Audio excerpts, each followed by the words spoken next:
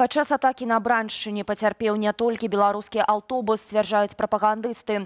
На Гомельшчыне ўзмацняюцца захады бяспекі, а работнікі беларускай чыгункі ўсё часцей адмаўляюцца ад рэйсаў у Расію. Пра гэтыя ды іншыя падзеі 3 ліпеня апавядзём у кароткім выданні навінаў. Вітаю!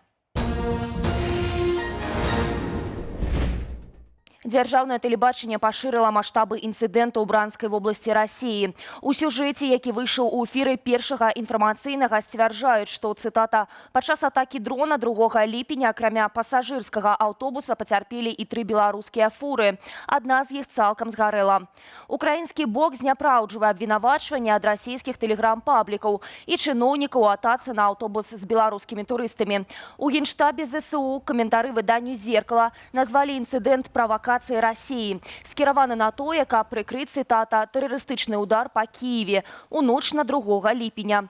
На фоне заяваў беларускіх прапагандыстаў пра нібыта наўмысны удар ЗСУ па аўтобусе, сакратар Савету бяспекі Беларусі Александр Вальфович заявіў пра ненаўмысную атаку. Маўляў, гэты аўтобус не быў цэлю паражэння. Ён заклікаў беларусаў не ездзіць у Расію, асабліва ў памежныя вобласці. З такім жа заклікам да суайчыннікаў звярнулася і Святлана Ціхановская. У Міністэрстве ўнутраных справаў узмацнілі захады бяспекі ў памежных раёнах Гомельскай вобласці. Адпаведная заява кіраўніка ведомства Івана Кубракова прагучала на фоне інцыдэнту з беларускім пасажырскім аўтобусам на Браншчыне. Паводле Кубракова, у памежжы Гомельшчыне перакінутая дадатковая нарады сілавікоў. Пры гэтым чыноўнік заклікаў грамадзянаў не хвалявацца, піша дзяржаўная кампанія «Белта». Таксама кіраўнік МУС адзначыў, што ўсе падраздзяленні міліцыі будуць працаваць паводле ўзмоцненага варыянту па ўсёй тэрыторыі краіны ў звязку са святкаваннем дзяржаўнага дня незалежнасці 3 ліпеня. Між іншага, залучаць групы для супрадзеяння БПЛА. Дзіцячага трэнера з Рэчыцы Алексея Гарошкі, які пацярпеў падчас чэрвеньскай атакі на аўтобус на Браншчыне, выпісалі з галоўнага вайсковага медычнага цэнтру ў Менску пасля некалькіх складаных аперацый і 2-тыднёвай рэабілітацыі. Пра гэта паведамілі ў Міністэрстве абароны. Паводле ведомства, акрамя хірургаў, з Алексеем Гарошкам працавалі псіхатэрапеўты. Поўны курс лячэння яшчэ не скончаны. Медычнае суправаджэнне мужчыны працягнецца амбулаторна. Аўтобус, у якім у Геленджык ехалі выхаванцы Рэчыцкай Здзюшар, трапіў пад атаку 17 чэрвеня. Як паведамлялі СМІ, цяжарная жонка Алексея Гарошкі Вікторыя, якая таксама была ў салоне, загінула. Расійскі бок абвінаваціў у інцыдэнце ўкраіну, а ў генеральным штабе ў Кіеве назвалі здарэнне інфармацыйнай правакацыяй Крамля. Ці будзе падставай другі выпадак з беларускім аўтобусам на Браншчыне за прыблізна 2 тыдні, каб улады ўсё ж такі забаранілі паездкі грамадзянаў у Расію? Прадстаўнік Белполу Владзімір Жыгар у эфіры студыі «Белсад» заявіў, што, на ягоную думку, асаблівых захадаў ад Менску, што да бяспекі беларусаў чакаць не варта. Лукашенко не будет беспокоиться о белорусах. И сама система не будет беспокоиться, потому что тогда может быть проблема, то есть никакого, именно с русскими, то есть как это преподнести. Но почему сами белорусы не делают отмену этому? То есть ваша безопасность зависит, и ваша жизнь, здоровье зависит в первую очередь от вас. Если вы считаете, что вы ничем не рискуете, вы едете по воюющей стране, так а чего вы ожидаете? Не отказывайтесь, не едьте туда, и тогда не надо будет, условно, не будет происходить таких вот ситуаций. Но белорусы все равно думают, что они в этот раз проскочат. Беларускія лакаматыўныя брыгады ўсё часцей адмаўляюцца вадзіць грузавыя цягнікі ў суседнюю Расію. Прычына рызыка атак беспілотнікаў на ўчастку ў Неча-Бранск. Пасля серыі удараў па тамтэйшай інфраструктуры ахвотных выязджаць за мяжу сярод гомельскіх чыгуначнікаў рэзка паменела. Паводле супольнасці чыгуначнікаў Беларусі доля расійскіх брыгадаў на памежным участку ўжо перавысіла 90%, што парушае дамоўленасці. Сітуацыя абвастрылася пасля таго, як у траўні ва ўнечы ад удару БПЛА па цеплавозе загінулі 3 работнікі РЖД. Пакуль кіраўніцтва Белчыгункі не карае за адмовы ад небяспечных рэйсаў.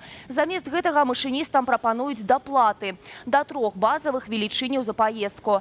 Таксама ў БЧ пераконваюць, што беларуская тэхніка нібыта не ёсць цэллю для атак. Працы ў доме на вуліцы Леніна ў Менску пацярпелым ад пажару трываюць. Там ужо завяршылі вываз пашкоджаных канструкцыяў. Інфармацыя пра гэта з'явілася ў тэлеграм-канале Менскага гарвыканкаму.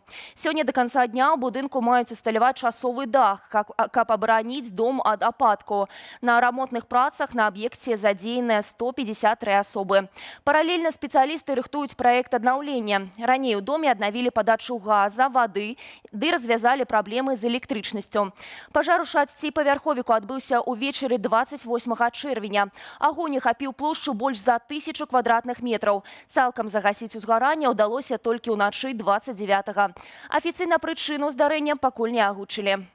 Тым часам у Гомлі ў свае адрамантаваныя кватэры вярнуліся жыхары дому нумар 3 на вуліцы Косарава, пашкоджанага ад выбуху газа ў канцы мінулага года.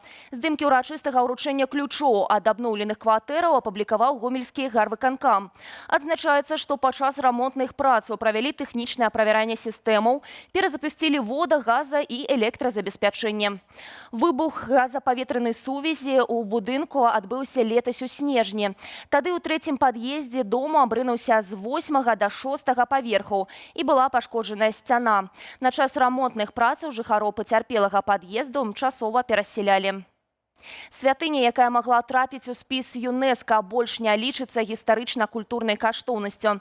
Драўляную Свята-Міхайлаўскую царкву ў Сцяпанках Жабінскага раёну выключылі з адпаведнага спісу дзяржавы.